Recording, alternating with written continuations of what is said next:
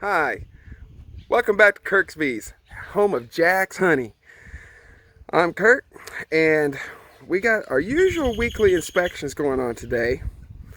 There looks to be some fair amount of bee activity. I've seen them out in the yard. We got a little pond over here that has some lily pads, and they're drinking it up. It is hot out here, so I'm really not one to come out very much. Bees seem to like being out here a lot more than I do. But I also have one thing that helps that I had to replace, and that is actually my bee suit. Right down here on the leg, near the pocket, I had ripped my bee suit, and I actually had a bee that got in. She was stinging out toward the outside, so I didn't get stung, and she didn't die, thankfully. I do not want my bees to die, but I mean, it is nature, and things happen. We can't always help it. But that also told me it's time to get a new bee suit. So the bee suit I like to get for when it's really going to be hot is actually the Cool Shield bee suit. So I'm a little American flag over here that I really like. But the way this suit is, it has the outer mesh. There is actually, that is not camera tricks. There is actually an inner mesh, and then the outside that is actually repeated on the inside. This allows so much ventilation. It's almost a see-through bee suit, and you can kind of see that dark in there. That's actually my thumb. I can actually move that, and you can actually see my thumb, kind of see my thumb going through it. The big mesh inside is what keeps the bee stingers from going through, but bee suits are not 100% proof that you're not going to get stung. They're not going to stop you completely from ever getting stung. If it gets too pressed up against your skin, too tight, they can still get through it. That is actually a misconception. They thought, I've heard beekeepers say, hey, I was wearing my bee suit and I still got stung.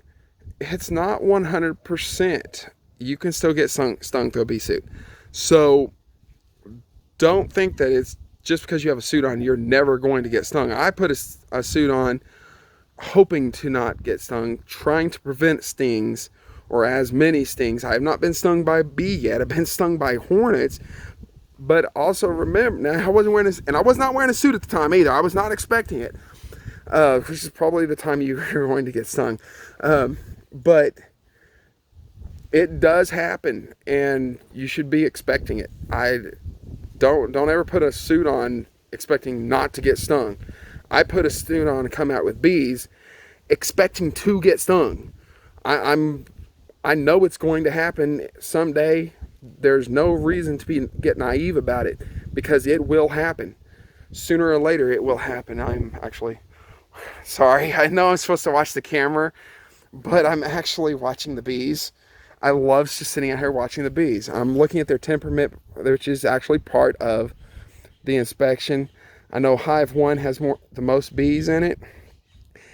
You got the foragers coming and going, but you also got some bees just sitting on the outside right by the entrance, which tells me that they're getting hot. It's supposed to get up to 98 degrees today. In 2 days, it's supposed to get up to 104. And yes, I am worried about my bees. I do not want comb. I got 2 frames out here that have no foundation, and it's full of comb. And I am worried about it melting and dropping into the hive. So yes, I am very concerned. Not sure what I'm going to do with that, if anything. Which leads me into another topic for the new beekeeper. And yes, I know I'm a new beekeeper, but I see a lot of new beekeepers that ask these questions, and they come across a lot of different problems. And the number one problem that they don't realize is actually a problem. They say, oh my goodness, I get a problem. Oh no, what do I need to do? Should I do this? Should I do this? Should I do that? What, tell me what to do. And the number one thing to do in most cases is to do nothing. they are wild creatures and they can take care of themselves. But by taking the bee out of the tree and putting it in a box, we did something. So it's not 100% natural, which tells me I had them put that wax in that frame, and therefore if it falls and I lose bees and they die, it's my fault. There's no other way around that. I didn't leave them in the tree. I took them and I put them in a box. I had them put their wax into a frame. That frame is not made by bees. It's my fault. So I have to take responsibility for that. So it is also my responsibility to make sure that they have what they need, and I don't put something dangerous in there that'll kill them. And I may take those frames out. I put them in places where they should not be drawing brood, and hopefully that brood will be taken care of, and I can take it out today, I hope. And that way we don't have any accidents. If not, I put it in places where toward the top outside of the hive, where hopefully they will stop working that and just empty it out. That's what I'm hoping for. Bees will do whatever they want, though, and I'm realistic about that. I watered the flowers is what I was doing. I was watering the flowers for him. That's why you got green flowers with dead grass. I really thought that out well, didn't I? Hey, I was thinking about the bees. I wasn't thinking about anything, actually. I was just thinking about the bees. I wasn't thinking about anything else, just the bees. Well, they got their flowers, which makes me happy, and it makes them happy. So it's a kind of a win-win situation, except for the grass that is growing up right underneath their entrance. So I'm going to get that out of there. So the inspection does not always start with opening the hive and looking inside. The inspection actually starts right here at the entrance of the bee yard. This is where the inspection actually starts. I usually don't record it because most people would probably think that it's boring, but it is an interesting fact. And this is the part of the inspection that you have not seen yet, and a lot of beekeepers on YouTube that do not show this. I noticed right down to the butterfly. I even check out empty boxes. I check out back over here. I notice, okay, nobody's feeding, but they are getting a little bit of water. This is the yard inspection. I want to look for wasps all around. Look underneath the table, around the trash. Check out the extra equipment, tool shed. Check everything out, because hey, there may be the pests and stuff may not be at the hive, but they're in the yard. If they're in the yard, they've discovered the hives, and the bees may be just keeping them away. Now, one thing I have not seen is very much activity over here at the cutout hive. A little concerning. I noticed got a little bit of ants underneath the bottom, but they don't look to be going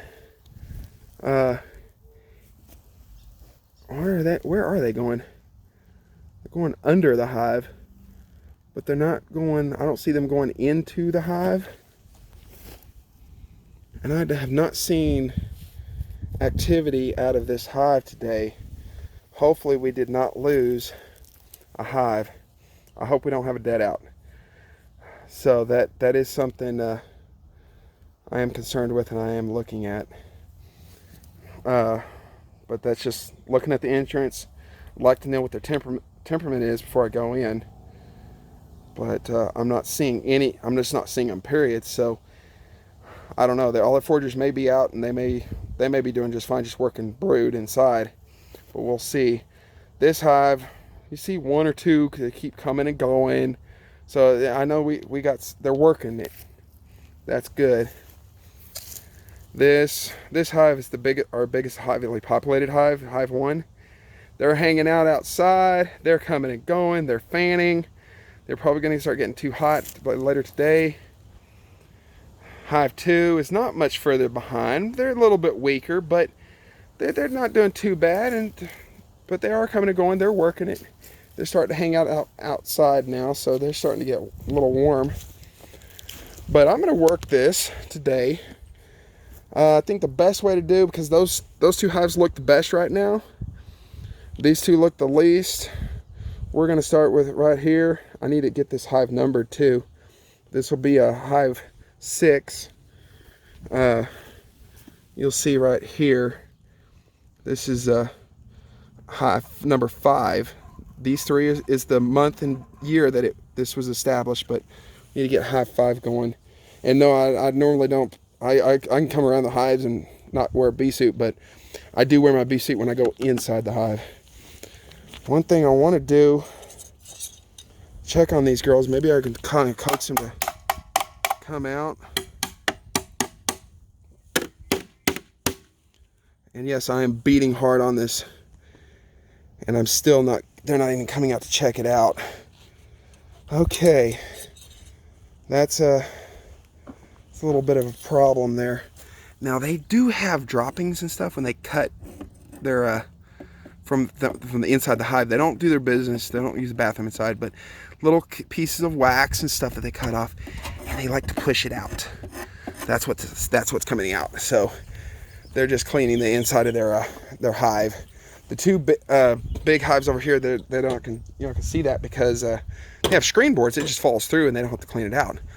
Kind of helps them out. These are just flat bottom boards. Today I would like to do a little talk about equipment. I got this one out here. I got some in a little storage bin, but a lot of my equipment I store with the hives. I got my feeders right here. Got a few extra boxes over there, but where's all this other storage? I mean, you don't really see it. Where's the storage at? Well, you see some out here. I accidentally left these out. I need to put them back inside the hives. But I usually put them just above the inner cover board. Now wait a minute. This does not look per normal, does it? So let's just take a look. Now wait a minute. I need to put my hive tool on above the inner cover board. Now wait a minute. Where's the inner cover board? This does not look like what you see with most beekeepers. I use my hives for storage. First thing you're going to see down here. Let's see if I can get over to where the camera is. You see my queen excluder. It's right above my deep. I don't have supers on. I'm not making honey right now. They're building up their storage. Then you see a propolis map, and then you move up over to here. This is a ventilation board that they can't get to because of the propolis map. That propolis mat right there, it stops them from coming up. They can't get through it. They might be able to get through the queen excluder, but sitting right on top of that is propolis mat. They can't get through it. Then I got my ventilation boards. They got plenty of ventilation. Air still flows all the way in. There's a screen on that. They can't get out of that either. Nothing can get in. And then above that, I have my inner cover. And then I got my top hive cover. And then I'll keep 2 other tools, a bee brush and a honey 9-frame separator up here. Because you can use your hives for storage purposes. No one ever said you couldn't, and it's very simple. You just figure where you want to allow entrance and where you don't, and you use more equipment to stop entry, either exit or entry from your beehives. Bottom boards, I used to keep those underneath the beehives. But yes, you can use a beehive for your beehive equipment storage. There's no reason why you should need extra storage when you got more storage than you realize for each hive. That also is one reason why you'll sit here and you'll notice now I left these out on purpose because I wanted to show you This is not a hive. This is just storage, sitting out here for storage right now. This one goes here. That one's already put up. Wait a minute, there's another one. There's another one. Now, why do you think I would have so many hive tools in one bee yard? There's only one beekeeper here, just me. Why do you think that is? Well, new beekeepers, you're probably trying to figure this out. European and American foul brood can be transmitted through hive tools. So let's say today I go do inspections. This hive has American, for an example, we're going to say this one has American foul brood in it, or even European. You would take a pick, whichever, it doesn't matter. This is just an example. And I work this hive and I'm like, oh man, I discover it. Oh, that is horrible. And I'm using that hive tool on it. And I put that one back on. Okay, I'm gonna have to burn that hive. And because I don't have antibiotics or radiation and stuff to treat it and get rid of it. So I'm just gonna have to burn the box, bees and all. So then I go over here and I use that same hive tool to do this inspection. Oh, this box looks good. And then I come over here and do this one. That box looks good. And I'm still using the same hive tool on all those. I come back a week later. I burned this one. Come back a week later. This one's infected with American foul brood. This one's infected, and this one's infected because I used the same hive tool. If you use the same hive tool, you're gonna spread it from that point on. So let's say this one was fine. This one's infected. This one's fine. This one's fine. I start over here doing my inspections. I find it here, burn this one, and then next week this one will be fine, this one will be infected, and that one will be infected because the infection gets on the tool.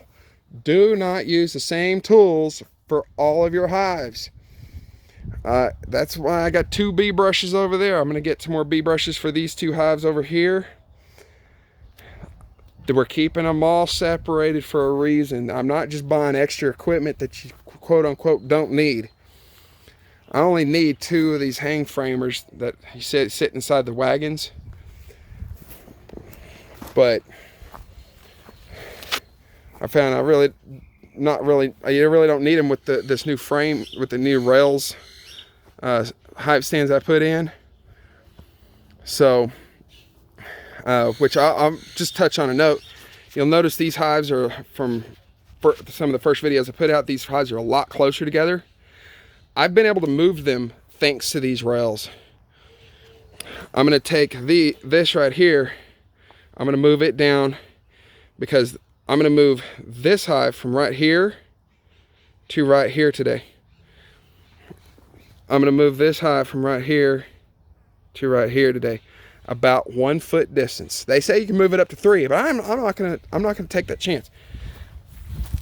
Better safe than sorry. So I'm gonna move it 1 foot at a time. The rails make it possible. You can, over a period of time, once a week I'll move them down, making room for more new hives that will be in the future. I think that's the best way to go. So with that, peace out. Have a good one. Be sure to hit that bell, like, subscribe, and share this video. It really shows good support for the channel. Thank you very much.